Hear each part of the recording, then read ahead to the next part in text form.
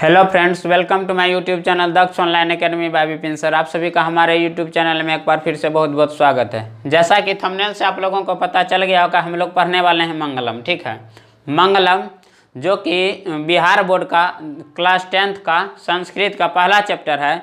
और देखिए, जैसा कि आप जानते हैं कि इसमें जो है ना, संस्कृत में नंबर उठाना आसान बात है यदि आप इसको समझते हैं। ठीक है, तो आपको एक बात पहले समझ लेना होगा। आपको जो है ना 100 का यदि क्वेश्चन है, ठीक है, तो आप इतना समझिए कि 90% क्वेश्चन आपका हिंदी में रहेगा। 100 में 90% क्वेश्चन आपका हिंदी में रहेगा और मात्र 10% क्वेश्चन ऐसा है जो कि आपको संस्कृत में लिखना है। ठीक है, तो मात्र 10% संस्कृत में लिखना है। तो उतना समझने के लिए हम पिछला भी वीडियो में पढ़ा चुके हैं, संस्कृत के बारे में ग्रामर पढ़ा चुके हैं। तो आज हम लोग बुक के बारे में पढ़ेंगे। ठीक है, तो सबसे पहला चैप्टर है मंगलम। और हाँ, आप लोगों से एक रिक्वेस्ट है, यदि चैनल पर पहली बार आए हैं तो चैनल को सब्सक्राइब कर दीजिए और वीडियो अच्छा लगे तो लाइक कमेंट जरूर कीजिएगा। ठीक है, तो चलिए देखते हैं इसके पाठ परिचय को। सबसे पहले तो इसके बारे में जानते हैं कि मंगलम क्या है और इसको क्यों पढ़ना जरूरी है। ठीक है, सबसे पहले जानते हैं मंगलम क्या है और इसको क्यों पढ़ना जरूरी है। तो देखिए, पाठ परिचय जो होगा, ठीक है, यहाँ है हेडिंग दे दिए हैं पाठ परिचय। ठीक है, पाठ परिचय कहता है मंगलम का अर्थ होता है कल्याणकारी। ठीक है, मंगलम का अर्थ होता है कल्याणकारी। तो देखिए, कहता है इस पाठ के रचनाकार महर्षि वेद व्यास है। हालांकि ये बुक में नहीं दिया गया है, ठीक है, लेकिन एग्जाम में पूछ लेता है कि मंगलम पाठ का रचनाकार कौन है। ठीक है, तो मंगलम पाठ का जो रचनाकार है महर्षि वेद व्यास है। ठीक, कहता है मंगलम पाठ में 5 श्लोक हैं। आपसे पूछ देगा कि मंगलम पाठ में कितना श्लोक है, तो बोलना होगा कि मंगलम पाठ में कुल 5 श्लोक है। ठीक है, अगला टॉपिक देखते हैं, लाइन देखते हैं। कहता मंगलम पाठ में 5 श्लोक विभिन्न उपनिषदों से लिया गया है। मतलब एक उपनिषद से नहीं लिया गया है, कई उपनिषद से लिया गया है। इसमें 5 श्लोक है जो कि भिन्न भिन्न उपनिषद से लिया गया है। आगे देखिए, कहता है कुल उपनिषदों की संख्या जो है ना 108 है। ठीक है, हम लोग मंदिर सब में जाते हैं, देखिए लिखा रहता है श्री श्री 108। ठीक है, तो इससे भी याद रख सकते हैं कि उपनिषदों की संख्या कितना है, 108 है। उपनिषदों की संख्या हो गया 108। ठीक है, कहता है इस श्लोक के द्वारा संसार की रचना करने वाले सत्य स्वरूप ईश्वर की वंदना की गई है। तो आप लोग बताइएगा कि मतलब इसमें जो 5 श्लोक है, इसमें किसकी वंदना की गई है। तो एक ही आंसर आएगा इसका, ईश्वर की रचना की गई है। ठीक है, इतना समझ में आ गया। चलिए वीडियो को आगे बढ़ाते हैं। कहता है उपनिषद 2 शब्द के मिलने से बना है। ठीक है, सही बात है। उपनिषद जो है ना 2 शब्द के मिलने से बना है। एक है उप और दूसरा है निषद। हलंत दे दीजिएगा। ठीक है, एक है उप, दूसरा है निषद। ठीक है, तो कहता है उप का जो अर्थ होता है, उप का अर्थ होता है नजदीक। उप का क्या अर्थ होता है, नजदीक। और निषद का जो अर्थ होता है, ठीक है, निषद का अर्थ होता है, एक मिनट, कहता है उप का अर्थ होता है नजदीक तथा निषद का अर्थ होता है क्या कहता है, उपदेश। सॉरी, एक मिनट, निषद का अर्थ होता है उपदेश। ठीक है, थोड़ा क्षमा कीजिएगा, यहाँ गलती से लिखा गया था। निषद का अर्थ होता है उपदेश, अर्थात गुरु के समीप बैठकर उपदेश सुनना ही क्या है, उपनिषद है।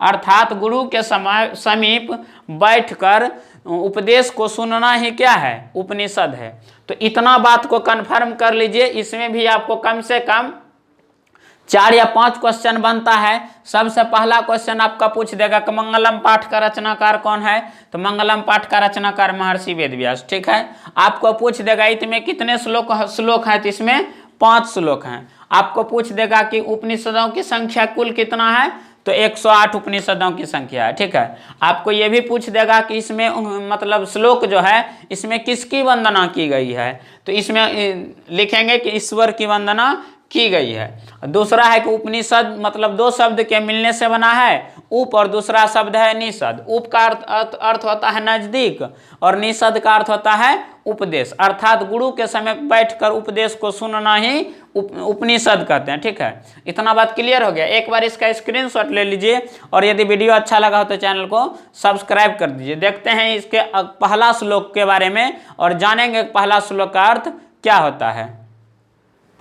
देखिए, यह है श्लोक नंबर 1। ठीक है, इसमें कुल श्लोक की संख्या 5 है। ठीक है, यह पहला श्लोक है और इसको पढ़ने की कोशिश करते हैं। देखिए, इसका हम जो है ना शब्दार्थ मतलब इसका जो किस प्रकार से इसका अर्थ होगा उसको भी लिख दिए हैं। कहता है हिरण्मयेन पात्रेण सत्यस्य अपिहितम। ठीक है, यहाँ आप देखिएगा यहाँ दोनों को ज्वाइंट कर दिया। ठीक है, तो वहाँ हो गया सत्यस्यापिहितम। ठीक, तो देखिए सत्यस्य अपिहितम मुखम तत्वम पूषण पावरेणु सत्य धर्माय दृष्टये। ठीक है, तो सबसे पहले तो इसका हिंदी को जान लीजिए। हिरण्मयन का मतलब होता है सोने सा, पात्रेण का मतलब होता है आवरण, किसी चीज से ढकते जिसी को है ना तो ढकना समझ लीजिए आवरण। सत्यस्य मतलब होता है सत्य का, जिस प्रकार बालकस्य मतलब होता है बालक का, उसी प्रकार सत्यस्य मतलब सत्य का। अपिहितम मतलब ढका हुआ, मुखम मतलब मुख, तत् मतलब उसे, पूषण मतलब होता है विद्वान। ठीक है, पूषण मतलब विद्वान। अपावृणु का मतलब होता है त्याग करें, अपावृणु मतलब त्याग करें। ठीक है, सत्य धर्माय मतलब कहता है सत्य धर्म के लिए, और दृष्टि का मतलब होता है प्राप्ति के लिए। ठीक, तो देखिए इसका जो अर्थ निकल कर आता है, कहता है हे प्रभु सत्य का मुख सोने जैसे पात्र से ढका हुआ है। आपका पहला क्वेश्चन इसी जगह बन जाता है, पूछेगा सत्य का मुंह किस पात्र से ढका हुआ है, तो आपको कहना होगा सोने से पात्र से ढका हुआ, सोने जैसे पात्र से ढका हुआ है।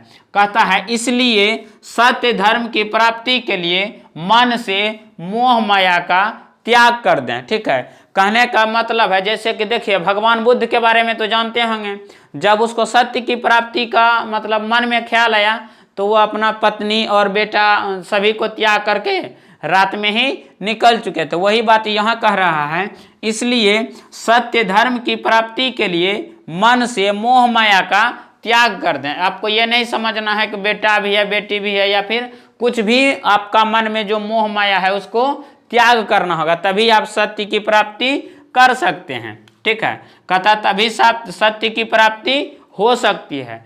तो ये था पहला श्लोक का अर्थ। आप इसका स्क्रीनशॉट ले लीजिए और एक नोट्स तैयार कर लीजिएगा, क्योंकि हम पूरा किताब को जो ना आपको यूट्यूब पर पढ़ाने वाले हैं। ठीक है, तो एक बार इसका स्क्रीनशॉट लीजिए और यदि वीडियो अच्छा लगता होगा तो चैनल को सब्सक्राइब कर दीजिए, अपने दोस्तों के साथ शेयर जरूर कीजिएगा। देखते हैं दूसरा नंबर श्लोक को।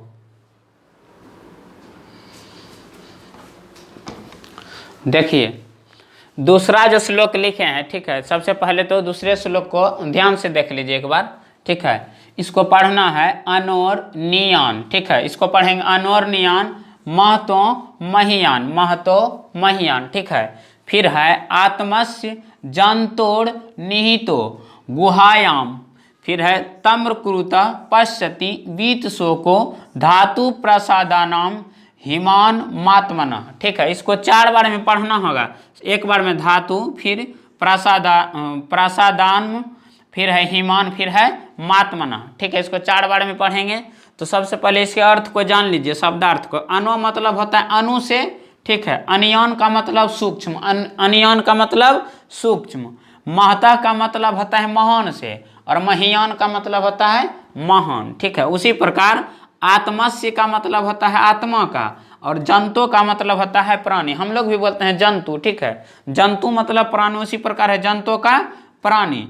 निहित मतलब होता है विद्यमान, निहितः का मतलब विद्यमान, और गुहायाम का मतलब होता है हृदय रूपी गुफा। सबसे महत्वपूर्ण शब्द यही है, हृदय रूपी गुफा। ठीक है, तम का मतलब होता है उसको, वित शोको का मतलब होता है शोक रहित। ठीक है, तो इसके पढ़ने को किस प्रकार से पढ़ेंगे उसको समझ लिए। एक बार फिर से पढ़ लेते हैं, देखिए कहता है अनोर नियन महतो मह्यान आत्मस्य जंतोर निहितो गुहायाम तम्रकृतु पश्यति वीत शोको धातु प्रसादान हिमान मात्मना। ठीक है, इसको एक बार संस्कृत में पढ़ लिया। अब देखिए इसका अर्थ जो कहता है, जीव के जैसे हम लोग भी एक क्या है, जीव है। ठीक है, कहता हम लोग जीव है, पशु पक्षी भी एक जीव है। ठीक है, तो कहता है जीव के हृदय रूपी गुफा में अणु से भी सूक्ष्म, मतलब अणु से भी छोटा, कहता अणु से भी सूक्ष्म तथा महान आत्मा विद्यमान रहती है। जी बिल्कुल सही बात है, जब तक हमारे अंदर आत्मा नहीं है तो हम लोग एक लाश के समान हो जाएंगे। ठीक है, तो जब तक हमारे अंदर आत्मा है हम लोग मनुष्य हैं, जिस दिन आत्मा समाप्त हो जाएगा, खत्म हो जाएगा, उस दिन एक लाश के समान हो जाएंगे। ठीक है, तो कहता है जीव के हृदय रूपी गुफा में अणु से भी सूक्ष्म, मतलब अणु से भी छोटा तथा महान से आत्मा विद्यमान रहती है। ठीक है, कहता है उस परम सत्य के दर्शन मात्र से, उस परम सत्य के दर्शन मात्र से, ठीक है, कहता शोक रहित होकर परमात्मा से एकाकार हो जाता है। कहने का मतलब है, देखिएगा जिस दिन आपको सच्ची आत्मा से दर्शन होगा उस दिन क्या कहता है, आपका सब दुख सब पार हो जाए। कहने का मतलब आप एक मृत व्यक्ति के समान हो जाइएगा या हो जाता है। ठीक है, तो यही कहता है उस परम सत्य के दर्शन मात्र से, परमात्मा के बारे में कह रहा है, उस परम सत्य दर्शन के मात्र से जीव शोक रहित होकर परमात्मा से एकाकार हो जाता है। ठीक है, मतलब वह परमात्मा से साक्षात मिल जाते हैं। तो यह एक नंबर और 2 नंबर श्लोक इस वीडियो में बनाएंगे। क्या कहता है, हाँ, ये 2 नंबर श्लोक, 1 नंबर और 2 नंबर श्लोक को हम इस वीडियो में लाए हैं। यदि आप लोग को वीडियो अच्छा लगा है तो आप लोगों का एक काम होगा कि आप हमारे चैनल को ग्रोथ कीजिए। ग्रोथ किस प्रकार से करना है, चैनल को सब्सक्राइब कीजिएगा और अपने दोस्तों के साथ शेयर कीजिएगा और लाइक कमेंट करके ज़रूर बताइएगा कि यह वीडियो आप लोगों को कैसा लगा, ताकि नेक्स्ट चैप्टर जो हम है उसका जल्द से जल्द कराएं। और जो बच गया 3 श्लोक, ठीक है, तो आज इसका वीडियो आप लोग को मिल रहा है, कल शाम को आपको बाकी 3 श्लोक का मिल जाएगा। तो मिलेंगे नेक्स्ट वीडियो में, तब तक के लिए जय हिंद।